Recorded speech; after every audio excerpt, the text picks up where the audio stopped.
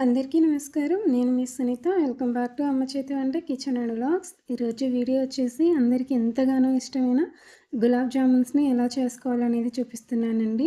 చాలామంది గులాబ్ జామున్స్ చేసేటప్పుడు క్రాక్స్ వస్తూ ఉంటాయి కదా! అలా పగిలిపోకుండా ఉండేటందుకు ఇక్కడ మంచి మంచి టిప్స్ అన్నిటిని కూడా షేర్ చేసుకుంటూ ప్రతీది కూడా క్లియర్‌గా ఎక్స్‌ప్లెయిన్ చేస్తున్నాననమాట.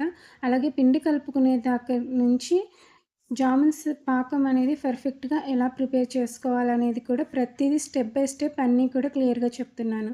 మరి ఎంతో టేస్టీగా అందరికి ఎంతగానో ఇష్టమైన ఈ ఈవినింగ్ స్నాక్స్ గులాబ్ జామున్ని ఎలా చేసుకోవాలనేది ఇప్పుడు చూసేద్దాము. దానికోసం ముందుగా ఒక ప్లేట్ తీసుకొని అందులోకి మనకి ఎన్ని గులాబ్ జామున్స్ అయితే కావాలో దానికి తగ్గట్టుగా గులాబ్ జామున్ పిండి అయితే తీసుకోవాలండి. నేనొచ్చేసి ఒక పెద్ద కప్పు నిండుగా అయితే తీసుకున్నాను. మీరు తీసుకునే బ్రాండ్ ఏదైనా సరే పిండి అనేది కొంచెం మంచిగా ఉండేటట్టు చూసుకోండి. ఇలా ఒక కప్పు నిండుగా అయితే తీసుకున్నాననమాట. అన్నిటిని కూడా ఇదే కప్పుతోటి చెప్తున్నాను. తర్వాత అదే కప్పుతోటి ముప్పావు కప్పు దాకా కాచి చల్లార్చిన పాలను తీసుకొని కొద్ది కొద్దిగా పోసుకుంటూ ఇక్కడ వీడియో క్లిప్‌లో చూపిస్తున్నాను కదా! ఈ విధంగా చేతి వేళ్ళతో లైట్‌గా నొక్కుకుంటూ పొడి పొడిగా కలుపుకోవాలనమాట. మరీ గట్టిగా నొక్కామంటే లోపల పిండి అనేది అతుక్కపోతూ ఉంటుందండి. ఎయిర్ గ్యాప్స్ అనేవి సరిగ్గా రావన్నమాట. ఆ విధంగా కొద్ది కొద్దిగా పాలు పోసుకుంటూ పిండి కన్సిస్టెన్సీ అనేది ఈ విధంగా వచ్చేంత వరకు చక్కగా కలుపుకున్న తర్వాత పైన తడి ఆరిపోకుండా ఉండడం కోసం కొద్దిగా పాలు అప్లై చేసుకొని గిన్నె తోటి మూత పెట్టేసి ఒక అరగంట పాటు పక్కన పెట్టేసేయండి. ఈలోపు మనం ఇందుకు కావాల్సిన పాకం అనేది ప్రిపేర్ చేసుకుందాం. ఏదైనా ఒక గిన్నె తీసుకొని అందులోకి మనం గులాబ్ జామున్ పౌడర్ తీసుకున్న కప్పుతోటి ఒక కప్పు దాకా బెల్లము, అరకప్పు దాకా పంచదార తీసుకోండి.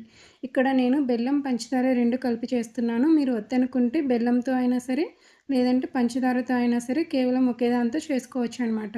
చాలామంది కూడా స్వీట్ ఎక్కువగా ఉండడం కోసం 2 కప్పులు వేస్తూ ఉంటారండి. ఇక్కడ నేను 1:30 కప్పు వేశాను. మీకు స్వీట్ ఎక్కువ కావాలనుకుంటే 2 కప్పులు వేసుకోవచ్చు. తర్వాత అదే కప్పుతో సేమ్ క్వాంటిటీలో 1:30 కప్పు దాకా వాటర్ వేసుకోండి. వాటర్ 2 కప్పులు వేసుకున్నా సరిపోతుందనమాట. నేనైతే 1:30 కప్పు వేసుకొని స్టవ్ పైన పెట్టుకొని ఈ బెల్లం, పంచదార అంతా కూడా పూర్తిగా కరిగేంత వరకు కరిగించుకోవాలి. మంటను మీడియం ఫ్లేమ్‌లో పెట్టుకొని ఈ విధంగా కరిగిన తర్వాత కొంచెం తీగ పాకంలాగా కొంచెం జిగురు జిగురు వస్తే సరిపోతుందండి. మరీ ముదురు పాకము అలాగే తీగ సాగే పాకం రానవసరం లేదు. చేతికి కొంచెం జిగురుగా వస్తే సరిపోతుంది. ఈ విధంగా వచ్చిన తర్వాత ఇందులోకి ఒక టీ స్పూన్ దాకా యాలకుల పొడి, అలాగే ఒక టేబుల్ స్పూన్ దాకా నెయ్యి వేసుకోండి. నెయ్యి వేసుకోవడం వల్ల జామున్స్ అనేవి మంచి కలర్ వస్తాయి. టేస్ట్ కూడా చాలా బావుంటుందనమాట.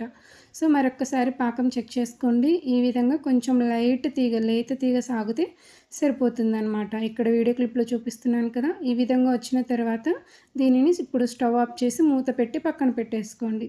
ఈలోపు మన జామున్స్ పిండి అనేది చక్కగా నానిపోయిందండి. చాలా సాఫ్ట్‌గా అయిపోయిందనమాట. ఇక్కడ మీరు చూడొచ్చు చేతికి అలా లైట్‌గా అంటుకుపోతుంది. లోపల కూడా చక్కగా ఎయిర్ గ్యాప్స్ వచ్చాయన్నమాట. మనం గులాబ్ జామున్స్ చేస్తే కూడా ఇంతే ఎయిర్ గ్యాప్స్ తోటి డబుల్ క్వాంటిటీ అవుతాయన్నమాట. సో, పిండి అయితే చాలా చక్కగా నానిపోయిందనమాట.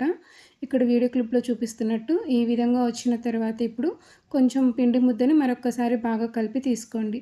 ఇలా కలుపుకున్న తర్వాత అందులో నుంచి సగం పక్కకు తీసుకొని చేతికి నెయ్యి అప్లై చేసుకోండి. నెయ్యి అప్లై చేసుకున్న తర్వాత మనం ఏ సైజులో అయితే గులాబ్ జామున్ చేయాలనుకుంటున్నామో దానికి తగ్గట్టుగా సగం పిండిని మాత్రమే తీసుకోండి. మీరు ఒక సైజు అనుకోని ఉంటారు కదా! ఇంత లావు చేయాలని దాంట్లో సగమే తీసుకున్నామంటే మనం ఈ గులాబ్ జామున్స్ ప్రిపేర్ చేసేసరికి డబుల్ క్వాంటిటీ అవుతాయన్నమాట. అలాగే చేతిలో వేసుకొని మరీ గట్టిగా నొక్కకుండా ఒకవైపు లైట్‌గా ప్రెస్ చేస్తున్నట్టుగా మొత్తం నొక్కి తీసుకోవాలండి. ఎక్కడ కూడా క్రాక్స్ లేకుండా ఇలా గులాబ్ జామున్స్ అన్నిటిని కూడా సేమ్ ఇదే విధంగా ప్రిపేర్ చేసుకోవాలి. నేనైతే అన్నిటిని ఈ సైజులో చేసుకున్నాను. మీరిక్కడ గమనించొచ్చు. ఏ జామున్‌కి కూడా ఎలాంటి క్రాక్స్ లేకుండా అన్నీ కూడా చక్కగా వచ్చాయి. ఉండ క్వాంటిటీ కూడా అన్నీ ఈవెన్‌గా ఉన్నాయన్నమాట. ఇలా ప్రిపేర్ చేసుకున్న తర్వాత పక్కన పెట్టుకొని ఇప్పుడు స్టవ్ పైన ఒక కడాయి పెట్టుకొని డీప్ ఫ్రైకి సరిపడినంత ఆయిల్ వేసుకోండి. ఆయిల్ అనేది మీడియంగా వేడయ్యి ఉండాలి. మరీ ఎక్కువగా వేడవ్వకూడదండి. ఎక్కువ వేడయ్యిందంటే మాడిపోతాయి వేసిన వెంటనే. సో, మీడియంగా వేడి చేసుకున్న తర్వాత ఇలా గరిటె పెట్టి తిప్పుతూ ఉండాలి. మనము ఇవి మొత్తం వేగేంత వరకు ఇలా తిప్పుతూ ఉన్నామంటే ఈవెన్‌గా వేగుతాయి. లోపల దాకా కూడా చక్కగా వేగుతాయన్నమాట. మనం కదపకుండా అలాగే ఉంచామంటే ఒకవైపు మాత్రమే వేగుతాయి. లోపల పిండి అనేది పచ్చి పచ్చిగా ఉంటుంది. అందుకని కంపల్సరీగా ఇలా కలుపుతూ వేయించుకోండి.